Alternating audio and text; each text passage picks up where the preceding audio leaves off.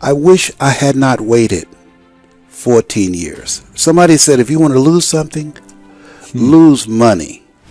You can get that back. 8 out of 10 millionaires have been financially bankrupt. Walt Disney filed bankruptcy 7 times and had 2 nervous breakdowns. But don't lose time.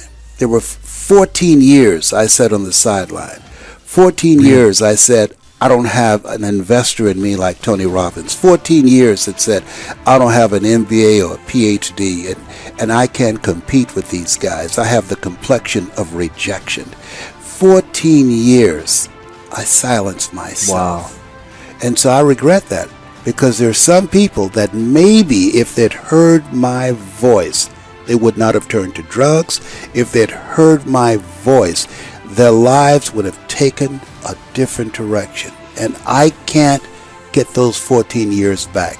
That haunts me, and I think that drives me when I speak with such energy. I'm trying to make up for that time, but I can't. You don't achieve worthwhile goals quickly or easily. They take time. They take struggle. They take relentless pursuit day in and day out. That's what it takes. But also, things don't usually fall apart quickly either. At least at first, it's a slow process. A little slip here, a little setback over there, a little wearing down of discipline and will over time. That's the thing. Success and failure are generally slow processes. Either slowly building things up or gradually tearing them down. And that's why I say you've got to pay attention. You have to watch. You have to watch every single second. Because those seconds, they turn into minutes. And minutes turn into hours, and hours turn into days, and days turn into years. And so, that second that just went by, that counted. And so did that second. And so did that one. And in those precious seconds, you were either building or you were decaying. You were either gaining ground or you were losing ground in that second, and in every second. Every second counts. So make every second count. Should be afraid of taking risks and pursuing something meaningful. But you should be more afraid of staying where you are if it's making you miserable. It's like the first thing you want to do is dispense with the idea that you get to have any permanent security outside of your ability to contend and adapt. It's the same issue with children. It's like you're paying a price by sitting there being miserable. And you might say, well, the devil I know is better than the one I don't. It's like, don't be so sure of that. The clock is ticking. Yeah, and if you're miserable in your job now and you change nothing, in 5 years you'll be much more miserable and you'll be a lot older. It's a luxury to pursue what makes you happy. It's a moral obligation to pursue what you find meaningful. And that doesn't mean it's easy. You know, if you take people, and I've told you this, and you expose them voluntarily to things that they are avoiding and are afraid of, you know, that they know they need to overcome in order to meet their goals, their self-defined goals. If you can teach people to stand up in the face of the things they're afraid of, they get stronger.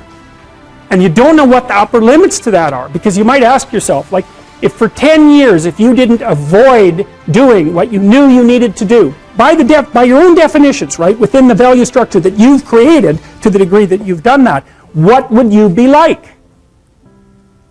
Well, you know, there are remarkable people who come into the world from time to time, and there are people who do find out over decades-long periods what they could be like if they were who they were, if they spoke their being forward. And they get stronger and stronger and stronger, and we don't know the limits to that. We do not know the limits to that. Time is short.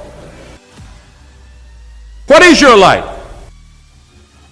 It's even a vapor that appeareth for a little time and then vanisheth away.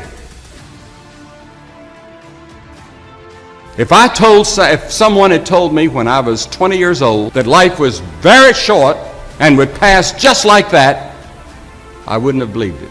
And if I tell you that, you don't believe it either. I cannot get young people to understand how brief life is, how quickly it passes. It seems like yesterday I was in school.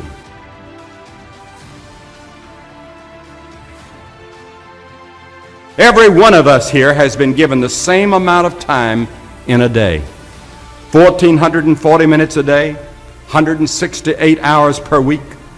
The days of our years are 80 years and 10. And if by reason of strength they are 80 years, yet is their strength labor and sorrow, for it is soon cut off, and we are passed away and cut off. 70 years God allows us. And it's interesting to me, with all of our medical science, we've never passed that magic mark. The average American male today lives 70 years and 4 months. The average female, 73 years and 6 months. More people live to be 70, but the average age of an American is still 70 as taught in the Scriptures. Now, 70 years God allows us. Let's think a moment. What do we do with those 70 years? The first 15 are spent in childhood, and then 20 years we sleep. And then the last 5 years, physical limitations are curtailing your activities. They haven't curtailed mine yet, but my 5th year till 70 starts next year. Only 30 years left, and part of that time must be spent in eating meals, working, and figuring out your income tax, things like that.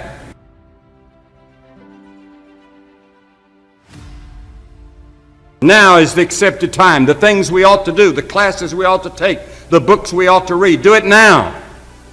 The family that needs you, spend more time now. Write that letter home now that you've been meaning to write. Money you ought to give now. Time for study, do it now. People you ought to witness to, do it now. Every time the clock ticks, it seems to say now, today, if you will hear His voice.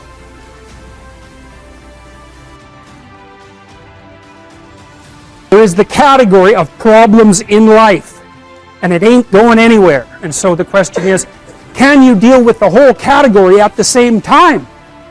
That's the thing. That's how to be in the world, is to deal with that category all at the same time.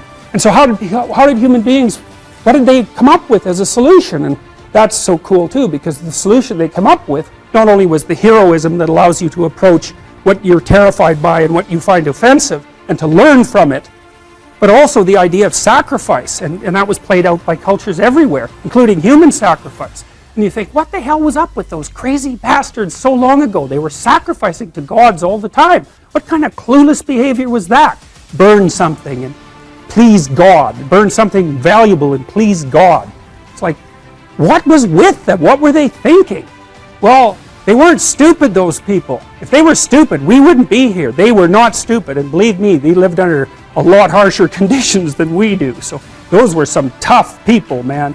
You know, back then you'd last about 15 minutes. And so you don't want to be thinking of your ancestors as stupid. Like, there's no real evidence that we're much different cognitively than we were 150,000 years ago.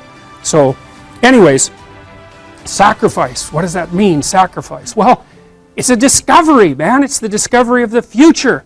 It's like the future is actually the place where there is threat. And it's always going to be there. So what do? You make sacrifices in the present so that the future is better